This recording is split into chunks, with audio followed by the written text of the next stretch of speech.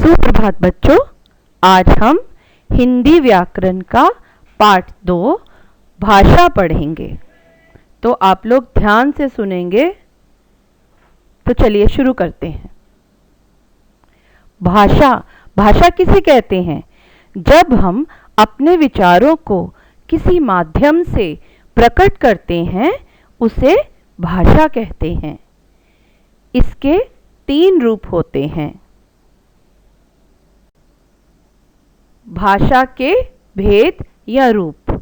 पहला, लिखित भाषा। अब सामने क्या लिखा हुआ है? नमस्ते। जब हम पत्र लिखते हैं, मेल भेजते हैं, तो उसमें लिखते हैं ना नमस्ते। तो ये लिखा हुआ कौन सा रूप है भाषा का? लिखित। और दूसरा कौन सा रूप है? मौखिक भाषा। जैसे मैं आपको कहूं नमस्ते बच्चों, तो ये भाषा का कौन सा रूप हुआ? मौखिक रूप। और तीसरा रूप है सांकेतिक भाषा। देखो, ये स्त्री हाथ जोड़ रही है, हाथ जोड़कर क्या कर रही है? नमस्ते। ठीक है, तो ये भाषा का कौन सा रूप है? सांकेतिक। ना तो वो मुंह से बोल रही है, ना ही कहीं लिखा हुआ है, सिर्फ अपने हाथों को जोड़कर वो नमस्ते कर रही है। चलो अब आगे देखते हैं भाषा का लिखित रूप। लिखित भाषा किसे कहते हैं?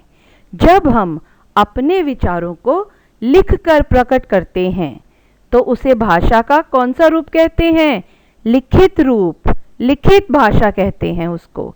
जैसे ये नमस्ते लिखा हुआ है और पत्र पढ़ रहे हो आप कि पत्र भेजते हैं, तो पत्र क्या है? भाषा का कौन सा रूप है? लिखित। समाचार पत्र भाषा का कौन सा रूप है? वो भी लिखित है। मैगजीन भाषा का कौन सा रूप है? वो भी लिखित है। ठीक है, तो यहां तक समझ आ गया होगा सबको।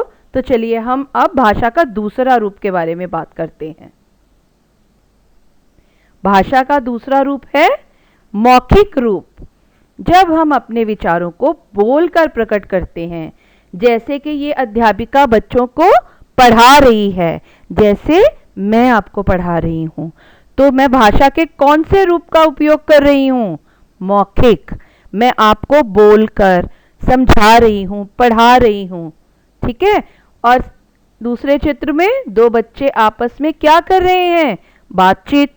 तो वो भी भाषा का कौन सा रूप है? मौखिक। और अगर आप किसी को फोन पे बात करते हो किसी के साथ, तो वो भाषा का कौन सा रूप है? वो भी मौखिक। अगर नेताजी भाषण दे रहे हैं तो वो भाषा का कौन सा रूप है? वो भी मौखिक। वो बोल रहे हैं और आप सुन रहे हो। ठीक है, तो अब हम भाषा का तीसरा रूप देखते हैं। तीसरा रूप है सांकेतिक रूप, सांकेतिक भाषा। जब हम इशारों से अपने विचार प्रकट करते हैं, जैसे कि ये स्त्री दोनों हाथ जोड़कर नमस्ते कर रही है, और ये जो ऑल द बेस्ट का थम्स अप दे रहे हैं। ठीक है, ऑल द बेस्ट, सब कुछ अच्छा होगा। या फिर आप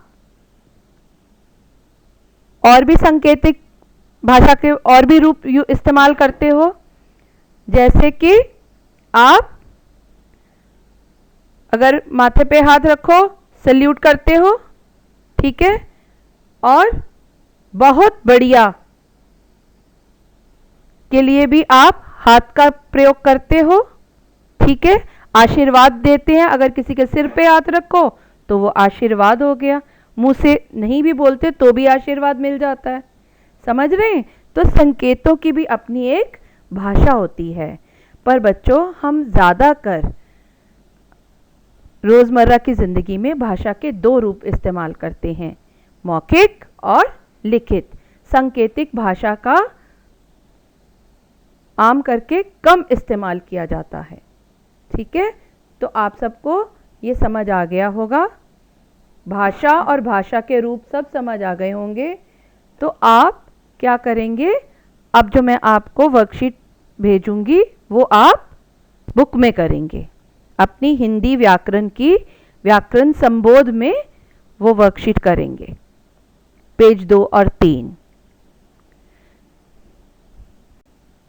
ठीक है, आपका दिन शुभ हो। धन्यवाद बच्चों।